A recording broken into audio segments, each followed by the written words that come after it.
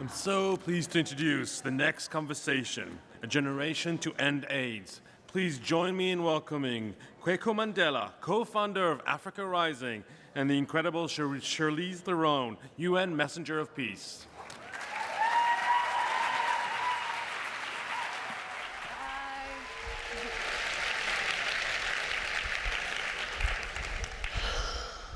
Wow, that panel was unbelievable.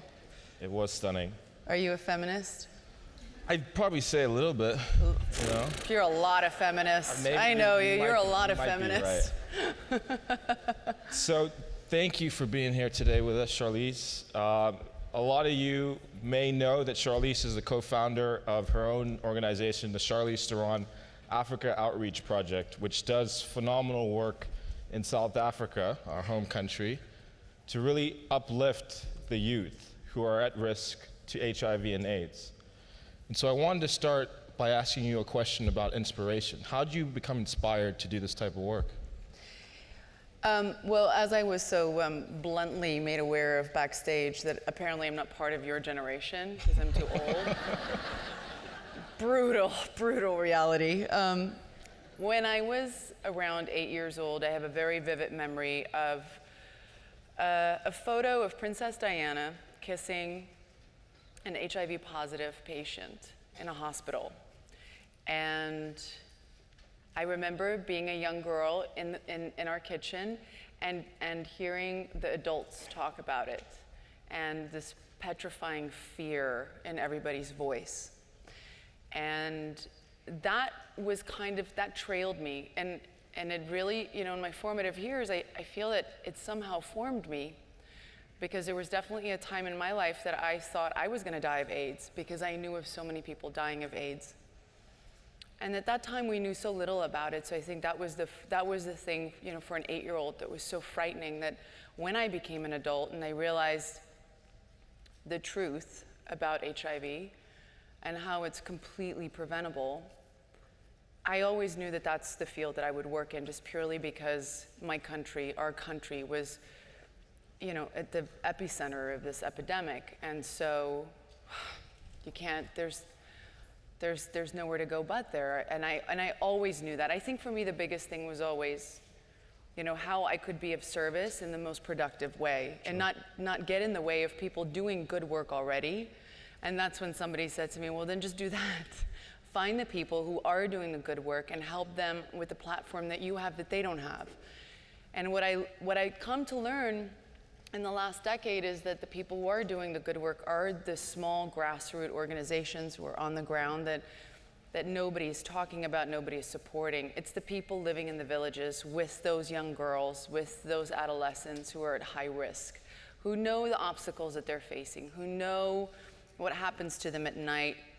There's the safety issues, there inequality issues, the educational issues, all of these things. So that's really how CTOP came about. It was really in the hopes to inspire people like you to take action through CTOP as like a middleman to these grassroots organizations who are doing such incredible work. That was so long and winded, sorry. No, that was amazing.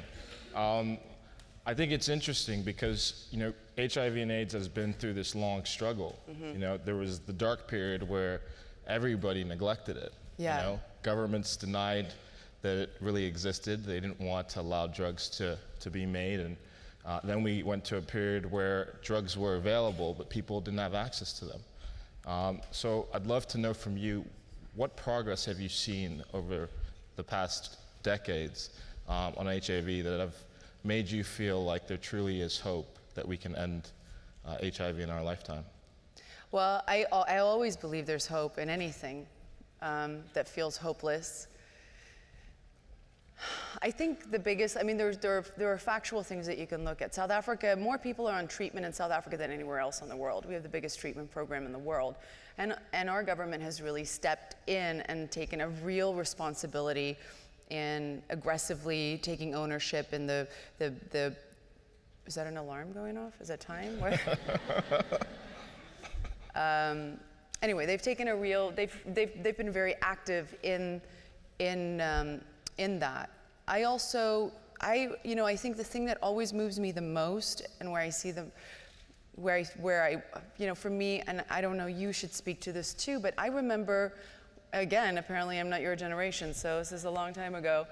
I remember in South Africa growing up and sex being so taboo. There were just certain things that you just didn't talk about, and sex was one of those subjects. And when this epidemic hit, and I was thinking about people not talking about it and kind of sweeping it under the rug, and the kind of shame that went associated with young people and sexual activity, and this idea that Republicans were going to just make us not have sex, or that was a horrible statement, and that made no sense, and that was completely naive, and I don't even know why I said that. Erase that, please. That was stupid. I don't know why I said that. But here's the thing my point is this. When I started CTOP in 2007, the first sex ed class that I sat in, I was just kind of in the back watching maybe a group of 15, all between the ages of 14 and 18. Nobody was asking any questions. They were shy, they were embarrassed, they were giggling, and some of them were just kind of looking down at the floor. And I became very worried, because I realized that nothing was going to change unless we could get these children to actually communicate with each other and with us and feel safe to do it. Yeah. And so I kind of left very demoralized, and I went back 7 months later, and I walked into a class that was already going, and there was a 16-year-old boy, and he was asking a question. The volunteer was standing at the front holding a female condom, which is basically a tent. And she was explaining how to use a female condom, and he was talking, and what I heard was him asking if he could use a female condom for anal sex. And I was so moved, because that never happened when I was growing up. People didn't feel safe to talk in that manner. And it always moved me, still till today, when I think about it. Obviously you can tell, because I know that that little boy who 8 years ago, now he's in his 20s, is alive because he felt safe enough in that environment to ask a question. He was also admitting something that we know in our culture is sometimes not easy to admit, your sexual preference, like your sexuality, your sexual identity. And for him to do that was so incredibly brave. And that's when I knew we were starting something that was definitely going to turn the needle. Okay. I want to move to something that that I think is a little bit more lighter. And it's, thanks, please. Yeah, God, I am soften the mood. But I remember when we went to go and visit one of the sites in Soweto, and you talk about the fact that young kids and people who have HIV and AIDS need to feel safe. Yeah. And I remember you got out the van, the kids were singing, playing drums and dancing. Yeah. And the first thing you did is go and dance. Now, you weren't a great dancer, but... This is true. This is true. But you dance with all those kids, and it's the whole thing of like not building that barrier or that wall that we're different, right? You can't. It's impossible, and you don't want to. I mean, a lot of times I end up talking about the work that CTOP does and all of that stuff. And the thing, I was just there last month, and there's not a moment that I don't go and do this work and come back and realize the gift that's being given to me, the gift that I get to give my children, the gift that it is to be able to talk about something that really has meaning. And there's such momentum around it right now. And I'm not joking when I say there's a real excitement, because I really feel that my generation and your generation can be the ones that could actually end AIDS. This is not like a tagline. I don't believe that it's a tag. It's something that I actually really believe. Yeah. And I think, you've experienced it too. The youth is very powerful, because, not just the youth in South Africa who's struggling and facing this epidemic, but the youth here. You guys have all this energy and time to put forth towards something that really moves you or something that you want to change. And I think you guys are the most aggressive changers. You are game changers. You are, actors of change. And I think that's where you have to tap in to really, really solve something completely. So if you had one message that you want to give this generation about how they can be a part of us bringing about an AIDS-free generation in the next 15 years, Yeah. what would that be? Just be relentless. Be relentless on social media. Keep the conversation going. I was saying this morning that we've come so far in HIV, especially in the last decade, and we don't see a lot of AIDS talk on our newspapers or on our Google pages or Facebook, Snapchat. Whatever that happens on your computer when you turn it on.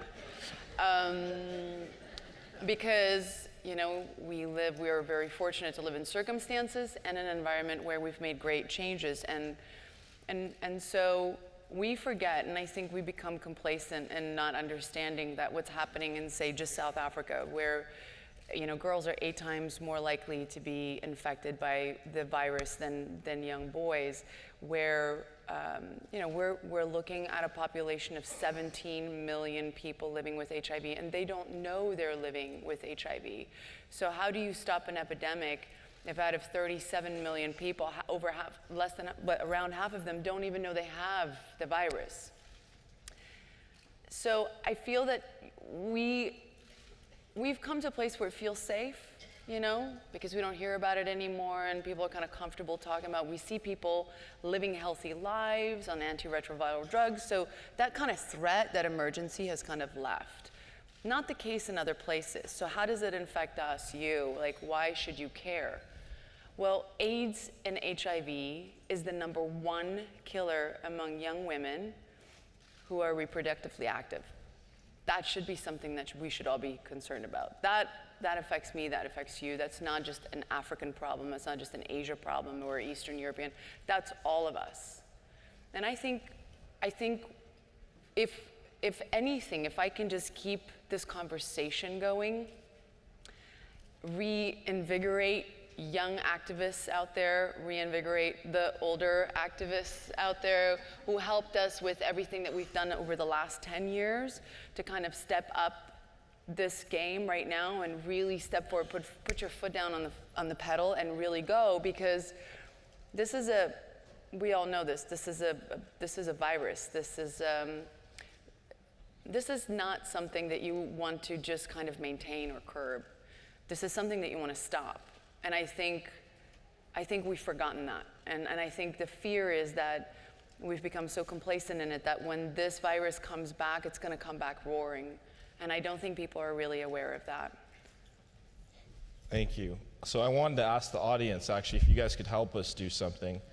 It's important that we send a message out to the world that we can end AIDS. And so if you guys could take a picture of me and Charlize and yes, tweet come this on, please on take your pictures social of media. And send a message to the world that we can end HIV and AIDS and have an AIDS-free generation in our lifetime. Get close.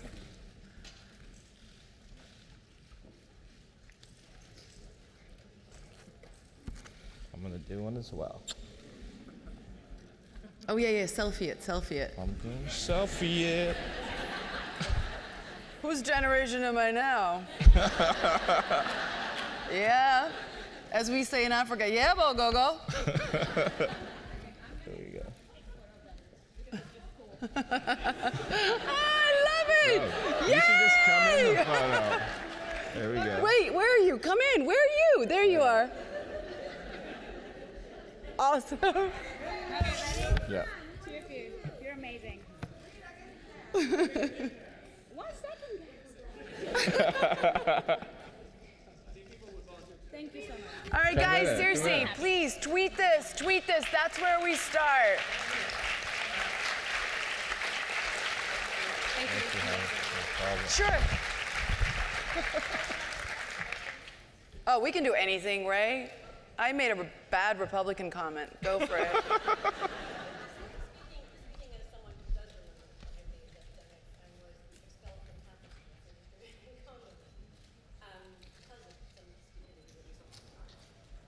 We didn't have this conversation in these conversations in yesterday's forum.